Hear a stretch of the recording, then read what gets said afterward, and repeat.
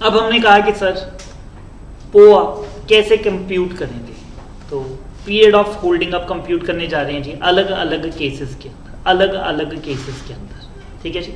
बहुत इंटरेस्टिंग है और बड़ी वैरायटी ऑफ द केसेस है। Point number 1, shares of the company in a liquidation.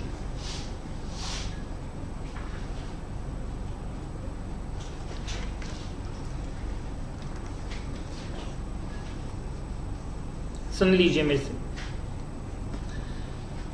मेरे पास एक कंपनी की शेयर्स पड़े थे जी, लेट अस से 10 लाख रुपए के शेयर्स थे जो मैंने खरीदे थे, और कंपनी लिक्विडेशन में चली गई, ठीक है। और अब मेरे को पता नहीं कितने रुपए मिलेंगे, शायद वॉलेंट्री लिक्विडेशन हो तो 15-20 लाख भी मिल सकते हैं, कंपल्सरी लिक्विडेशन कंपनी इंसॉल्वेंट हो गई है तो शायद 1 लाख 2 लाख भी ना मिले या जीरो ही मिले, एज अ केस में।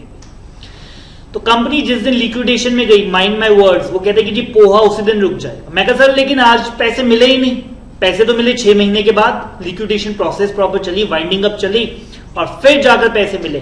तो वो कहता है कि जी जिस दिन खरीदे और जिस दिन लिक्विडेशन का ऑर्डर पास हो गया, पोहा बस इतना ही है, इसके बाद का पीरियड पोहा में इंक्लूड नहीं होगा, क्योंकि लिक्विडेशन में सालों साल भी लगते हैं, ठीक है।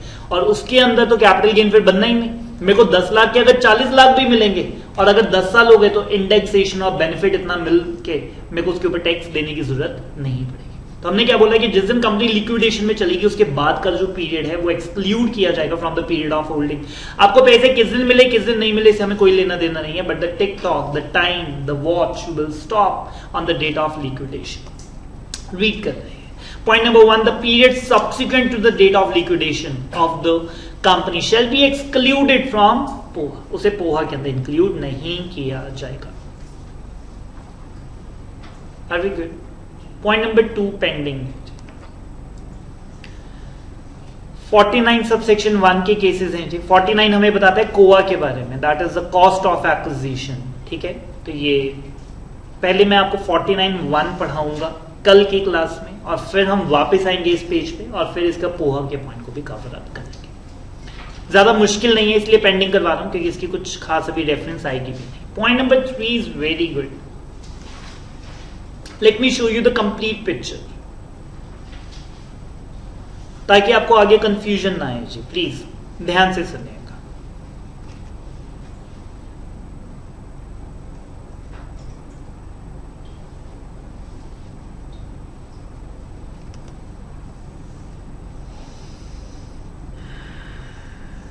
दो केसेस करेंगे, मैं दोनों आपको बता रहा हूं, सुनिएगा।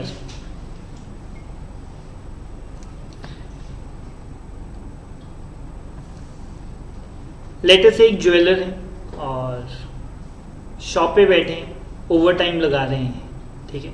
रात को 11 बज गए और घर से फोन आता है और वाइफ कहती है कि आज एनिवर्सरी है और आज भी आपके ये हाल है, and he is having no clue कि आज मेरी एनिवर्सरी है और कितने साल हो गए, ठीक है।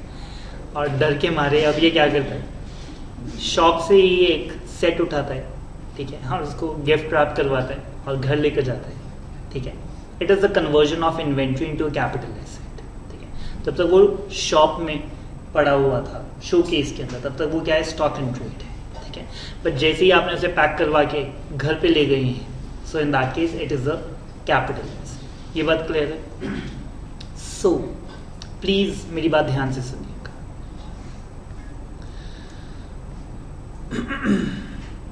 ये जो इनकम है ये पीजीबीपी के अंदर चली जाएगी, ठीक है। लेट अस से वो जो आपने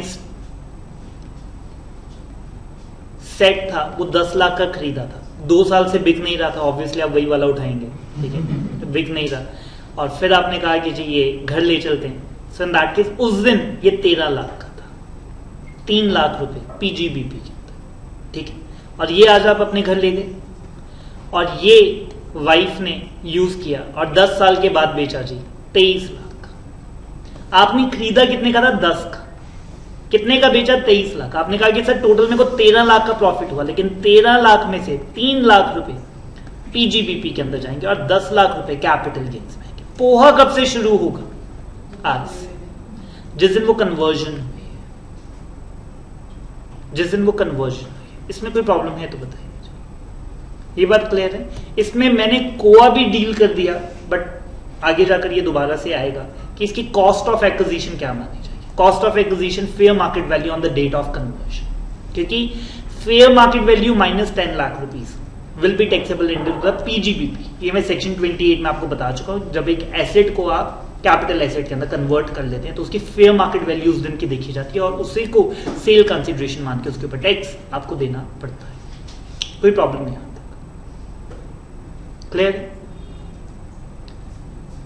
तो सरकार आपसे टैक्स लेगी जितनी भी एप्रिसिएशन, आपने वो एसेट 10 लाख का खरीदा और 23 लाख का बेचा, ठीक है, बट वो अलग अलग हेड्स के अंदर जाएगी, बिकॉज जब वो खरीदा था तब वो स्टॉक इन ट्रेड था, बाद में उसे मिडवे में कन्वर्ट किया गया। 3 लाख पे आपको टैक्स अभी देना पड़ेगा पीजीबीपी में, और 10 लाख के ऊपर आप टैक्स देंगे on the year of sale. कोई प्रॉब्लम है तो बताइए। क्लियर? इसमें एक चीज और है, इसमें एक वर्ड है कि जिस दिन आपने उसे कैपिटल एसेट में कन्वर्ट कर लिया या जिस दिन आपने उसे ट्रीट किया एज अ कैपिटल एसेट, ठीक है। इसकी भी एक एग्जांपल आपको देता हूं, प्लीज ध्यान से सुनिएगा। लेट अस से अब हस्बैंड थोड़ा सा चेंज करते हैं, ठीक है, और ये अच्छा हस्बैंड है, ठीक है, जो अपनी वाइफ का ध्यान रखता है, एनिवर्सरी याद रखता है, या फिर पहला दूसरा साल होगा, ठीक है। सो इसके पास 50 सेट्स आए ज्वेलरी के, और एक सेट इसको बहुत पसंद आया एंड ही थॉट कि ये मैं अपनी वाइफ के लिए रख लेता हूं, ठीक है, और 3 मंथ्स के बाद मेरी एनिवर्सरी भी आने वाली है and that time I will gift. और इसने स्टाफ को क्या बोला कि ये डिस्प्ले में मत लगा, इसको अंदर रखो। ये उसी दिन से पोहा शुरू हो गया, because from that very day he is treating it as a capital asset, ठीक है। घर लेकर जिस दिन एक्चुअल जाएगा वो दिन नहीं है, ठीक है। जिस दिन से आपने ट्रीट कर दिया कि ये बेचने के लिए नहीं है, जिस दिन आपने कहा कि नॉट फॉर सेल, इसको बेचना नहीं है, उसी दिन से वो कैपिटल एसेट मान लिया जाएगा और पोहा उसी दिन से शुरू हो जाएगा। Are we good? पढ़ लेते हैं। Where the inventory of the business is converted into or treated as a capital asset by the assessee. Period from the date of conversion, जिस दिन वो कन्वर्ट हुआ, या फिर जिस दिन से आप उसे ट्रीट कर रहे हैं एज अ कैपिटल एसेट, वहीं से पोहा शुरू हो जाएगा। पोहा खत्म कब होगा? जिस दिन आप सेल करेंगे, जिस दिन आप ट्रांसफर करेंगे, वो तो अभी बाद में, अभी तो एक्विजिशन की बात है कि आपने खरीद रहे हैं, अभी तो कन्वर्जन चल रही है, अभी तो कैपिटल एसेट पैदा हो रहा है, क्योंकि जब तक वो शॉप पे पड़ा था कैपिटल एसेट था ही नहीं, वो तो क्या था, स्टॉक एंड ट्रेड। तो जिस दिन आपने उसे कन्वर्ट किया या जिस दिन से आपने उसे ट्रीट करना शुरू कर दिया, तब से ये कैपिटल एसेट पैदा। Are we good? Next, very easy जी, पॉइंट नंबर 4 में से सुन लेंगे तो उसके बाद आपको बड़ा आसान लगेगा। अमालगमेटिंग कंपनी का शेयर खरीदा जी मैंने, सुनिए जी, ए लिमिटेड का मैंने शेयर खरीदा, 4 साल के बाद पता लगा ए लिमिटेड बी लिमिटेड में मर्ज हो गई, और अब मेरे को ए लिमिटेड के शेयर मेरे ले लिया आपने और उसकी जगह बी लिमिटेड के शेयर दे दिया as per the swap ratio, ठीक है। लेट अस से 2:1 थी, ठीक है। तो ए लिमिटेड के 1000 शेयर थे, 500 शेयर दे दिए मेरे को बी लिमिटेड के, और आज जब मैं बेच रहा हूं बी लिमिटेड के शेयर, तो मैंने कहा कि सर इसमें ए लिमिटेड वाले शेयर का पोआ इंक्लूड होगा कि नहीं होगा? द आंसर इज यस, ठीक है। तो अगर बी लिमिटेड के शेयर होल्ड किए 2 साल, 4 साल थे ए लिमिटेड के शेयर, तो ये 6 साल का पोआ माना जाएगा और इसको लॉन्ग टर्म मान लिया जाएगा। Are we getting it? Amalgamating company का पोआ अमालगमेटेड कंपनी के पोआ के अंदर एडअप हो जाएगा, बशर्ते रिसीविंग कंपनी, एक वर्ड बोल रहा हूं जी, ये याद रखना, सब में एक कॉमन कंडीशन है। अमालगमेटिंग कंपनी और अमालगमेटेड कंपनी में से देने वाली कंपनी कौन है और रिसीव करने वाली कंपनी कौन है? एसेट्स, मतलब कौन सी कंपनी ने अपना सब कुछ दे दिया? अमालगमेटिंग कंपनी ने। किसको दिया? रिसीव किसने किया? अमालगमेटेड कंपनी ने। Amalgamated company should be an Indian company. Benefit सिर्फ तभी मिलेगा अगर जो कंपनी सरवाइव की, मैं एक वर्ड बोल रहा हूं, receiving company should be an Indian company, क्योंकि आगे डीमर्जर भी होगा, आगे और भी केसेस आएंगे, सब में एक वर्ड क्वालिफाई होगा, receiving company should be an Indian company. Read करते हैं, कहते हैं कि जी वेयर मेरे पास शेयर्स थे किसी अमालगमेटेड कंपनी के, वो इंडियन कंपनी होनी चाहिए, बिकम्स द प्रॉपर्टी। और ये शेयर आपके पास आए कहां से? कहते मेरे पास अमालगमेटिंग कंपनी के शेयर थे, उसके बदले में मुझे अमालगमेटेड के शेयर दे दिए गए। तो पोआ के अंदर अमालगमेटिंग का पीरियड इंक्लूड करें कि ना करें? वो कहता है कि जी इंक्लूड हो जाएगा, बस अमालगमेटेड कंपनी इंडियन कंपनी होनी चाहिए।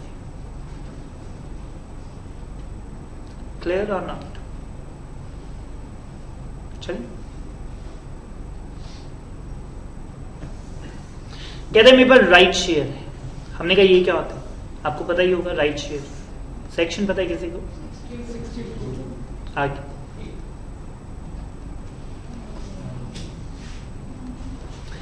राइट शेयर्स, जिसमें हम अपने एग्जिस्टिंग शेयर होल्डर्स को कहते हैं कि सर वैसे तो हमारा शेयर कितने का है? 1000 का है, आपको कितने का देते हैं? 600 रुपए का। लेने हैं तो ले लो, ठीक है। मैंने कहा कि सर ले लेते हैं, गुड डील।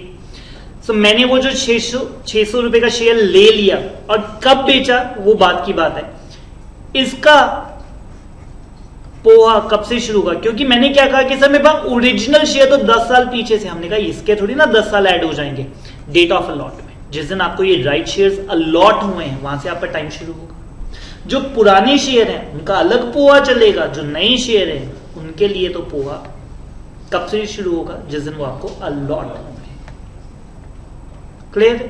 तो ये तो बड़ी ऑब्वियस सी बात, ये पॉइंट ना भी आता तब भी मैंने यही कहना था कि मेरे पास लेटर से 500 शेयर पहले थे ओरिजिनल, 10 साल के बाद मेरे को कंपनी ने 500 शेयर राइट शेयर्स और दे, तो ये 500 के लिए 10 साल के बाद से जिस दिन अलॉट हुए, डेट ऑफ अलॉटमेंट, वहां से पोहा शुरू होगा। और जो पुराने शेयर हैं उनका पोहा तो पहले से ही चलते आ रहे हैं 10 साल से।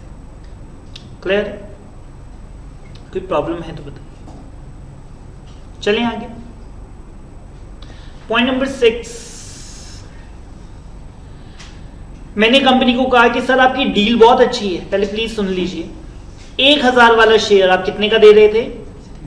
600 रुपए का। मैंने कहा कि सर आपकी डील बहुत अच्छी है बट कोविड है, कैश क्रंच है, पैसे हैं नहीं, रिनाउंसेबल और नॉट रिनाउंसेबल, आगे किसी को दे दूं ये? तो वो कहते हैं कि सर रिनाउंसेबल, आप चाहो तो ये आगे ट्रांसफर किसी को कर सकते हैं।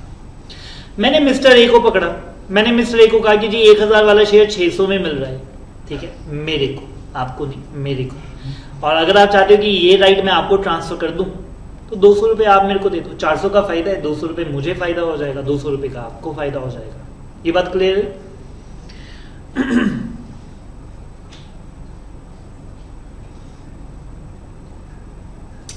और डील ऐसी हुई थी, उसने मेरे को 200 रुपए दे दिए और ये राइट मैंने उसको दे दिया और उसने 1000 वाला शेयर 600 रुपए के अंदर ले लिया, ठीक है। सो इसमें मेरे पास राइट्स थे किसी कंपनी के, ठीक है, तो ये भी एक कैपिटल एसेट है। Please mind my words. ऊपर तो मैं 600 का शेयर खरीद के 1000 में बेच रहा था। पॉइंट नंबर 6 में मैंने कोई शेयर खरीदा ही नहीं, मेरे पास बस एक राइट था कि आप चाहो तो इस कंपनी के शेयर 600 में ले सकते हो। मैंने वो राइट किसी और को दे दिया और बदले में 200 रुपए कमा लिए, ठीक है। तो ये जो 200 रुपए ये कैपिटल गेन्स के अंदर जाएगा और इसमें पोहा कब से शुरू होगा? जिस दिन मेरे को वो ऑफर मिली और जिस दिन मैंने वो ऑफर आगे ट्रांसफर कर दी। तो ये शॉर्ट टर्म ही आएगा जी, ठीक है। ये लॉन्ग टर्म आने के चांसेस बड़े कम है क्योंकि ये राइट इशू इतनी देर के लिए ओपन नहीं होता। फाइन। तो ये ऑफर थी जो मैंने किसी और को आगे रिनाउंस कर दी। तो राइट टू सब्सक्राइब मैंने किसी को दिया, तो उसमें जो पोहा है वो कब से शुरू होगा? जिस दिन मुझे वो ऑफर मिली थी, जिस दिन वो ऑफर मुझे मिली थी, और जब मैंने ट्रांसफर की वहां पे वो खत्म हो जाता।